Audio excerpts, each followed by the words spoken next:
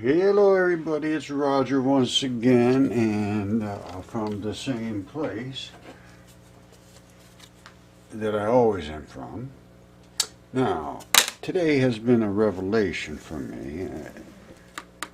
As you see that rock, you see it all bubbled over and rolled over, and I looked at it and I said, there is absolutely no way that someone could make that.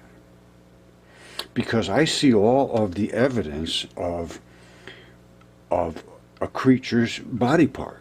You see all the, that's what blood runs out. That moss and lichen, moss and lichen loves skin and blood, primarily blood. And that's where these cracks are, where this blood is. So I said, there's no way. And I could see blood coming out of here, down here. And I'm thinking, there's no way anybody constructed this. But this guy did.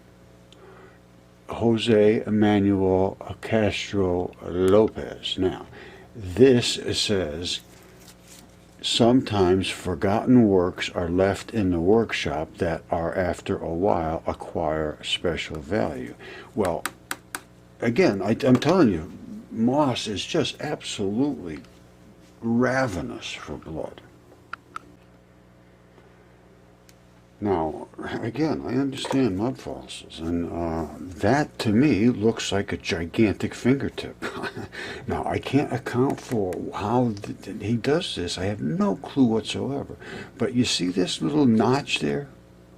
And the color of it? And then you see down here that this, I believe, is basically the same thing. And that is that same notch. And that's the same red color that would be in it. You see, it's the opposite finger. This is a finger, and this was DNA certified as human, and I think that is. I'm telling you, I think that's the same damn thing. I think I can see some blood over there. And that's what happened. Blood blows out the sides. Or at least it puddles in the sides. There's like places where the arterial blood goes, and then this is the vein blood, the black blood. But this is the side where the red arterial blood goes, and I believe it's there, and there's arterial blood up there. And now I have no clue how anybody could possibly look at this. Wait do you see? This is nothing yet. But I believe that's a body part. Now, this looks like it was ground up flesh, really, like you know, something. I've got a ton of stuff around that would grind up like that, and then it was like molded into a brick and sort of solidified on the outside. Poked a wire through, wrapped it around, and then like this is blood. Iron is blood. Iron comes from blood. You see that color, you know that iron somehow is being put there. And this guy is amazing. I'd love to hear from him. Look at this. It's absolutely phenomenal. And I'm looking at that, and I'm going to tell you one thing. That is biological. I'm seeing stuff in there that he's somehow taken these biological rocks that have, you know, to me, they're mud fossils, and they're like things like this. You know, this is something, you know, that's probably a heart. Absolutely amazing what he's doing here. Look at this. And these are rocks. These are not boards or anything. Look at that. You know, I understand these little tiny pock marks, and you know, they call them bone forming and things like this. He's working on, now I don't know what this is. I just don't know. I'll tell you, he's got me baffled. But when you see this color congealed like that, it's almost like it's squeezing the blood out of it. You see wherever they're punched up, that's where you're going to see the red, wherever it's crunched up. Now there's no red in that, I don't know why. But you see how you're seeing it, like it's pushing the blood out. Of course, sometimes it's darker and sometimes it's lighter. I'm just amazed. This has blown me away, and I thought I had seen everything there was to see, and now I have no clue. That I mean, and he's got a ton of other ones too. This isn't all of them. The guy's very, very prolific, and he claims it's magic, and he understands the rocks, and he's got some magic potion. And I saw him coming out of a riverbed with a rock, and that's where you get the best mud fossils, out of the wet, continuously wet mud. I mean, obviously didn't carry that out. That thing's gigantic, but they are gigantic. So it's a very new day. See, solid stone turned into soft and organic sculptures. Rocks are usually solid as a rock or hard as stone, but not for Jose Manuel Castro Lopez, who pulls and twists stones as if they were silly putty. His rock sculptures have a magnificent quality of softness, a very organic feel. You can almost bit them, I don't know what that means, or twist around like so much taffy. And you can see, that's right. How did he get underneath there to cut that flat like that and then bend it back? This is just fascinating to me. Absolutely fascinating. Although, I got to tell you, we're built in layers, and if he knew how to do this correctly and somehow cut down to that basement layer of skin and just lifted it out, because you can see different colors, that's indicative of skin tissue. Then you get down in the deeper flesh. It's a whole different grade of and color. I just don't know. But I'm saying that looks like blood, that looks like blood, looks like blood over here. This looks biological to me. Alright, there's one of his rocks. I think it's the same as this. And I think this is likely a heart. I mean, it's as saturated with organic blood as you can get. And I think that is also a heart. Virtually the same thing. I don't know how to twist it though. You see those little spots? Somehow he pulled them right off of there. See that? I don't know how he did it, but see that? Boom, boom, boom. Same little spots as these. Same kind of texture as that.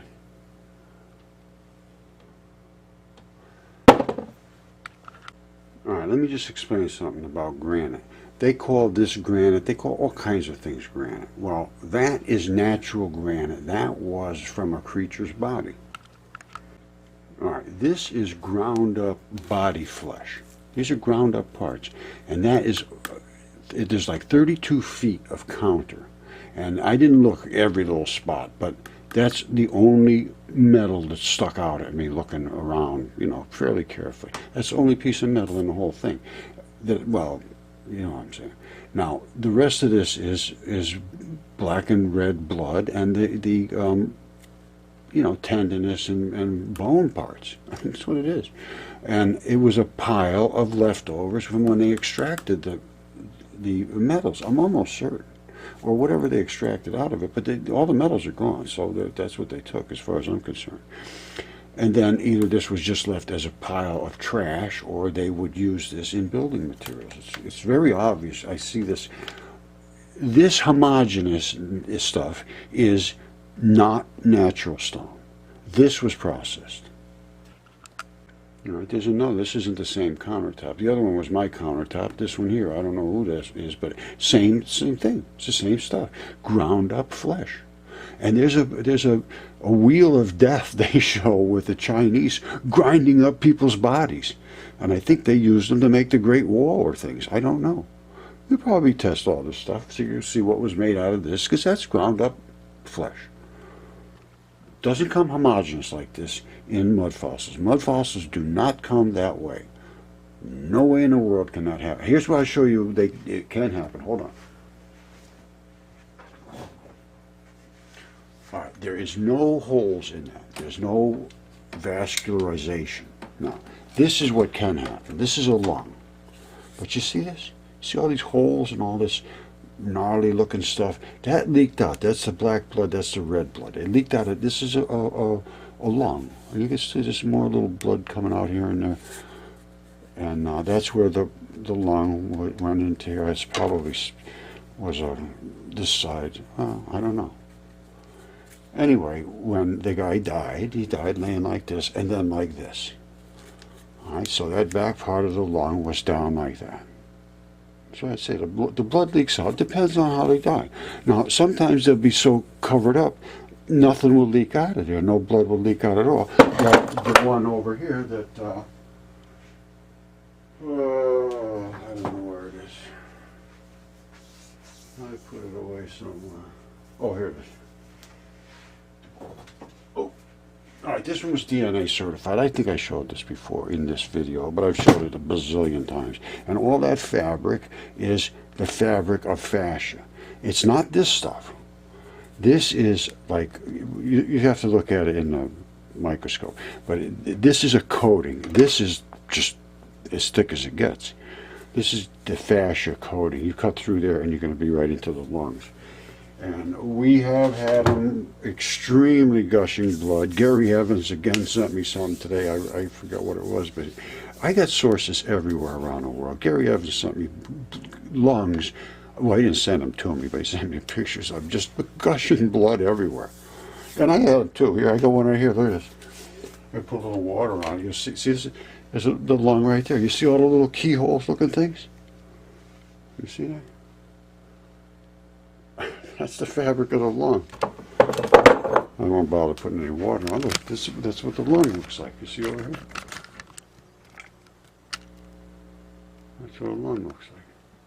I got so much of this stuff. It's embarrassing, really. It's kind of turned into an obsession. But you know, once somebody looks at it, I'll go sit in a corner and I'll just watch. All right, I love you. Thank you. It's real. It's time to look into it. And we're going to go, oh, wait a minute. I'm going to show you what we're going to do tomorrow. Get you ready for this. All right? Tell the kids because this is going to be a good one. Hold on. Okay, tomorrow, my friends, we will be working with electricity. We're going to be creating mud fossils out of blood meal, bone meal, some other things. That's all there are. Well, I'll go through this whole thing tomorrow. No, and then we're going to probably make some colloidal silver, I'm thinking. And electricity. We're going to go over some electrical stuff, and it should be a good time. I like doing it at the experiments. We're going to have a good time doing it. We've got all the little gizmos to go along with it. You need distilled water if you're going to do this for the colloidal silver. The other stuff you can use anything. Anyway, that's for tomorrow. Tomorrow is going to be fun. I like the experiments. All right, tune in. Thanks. I love you. Bye.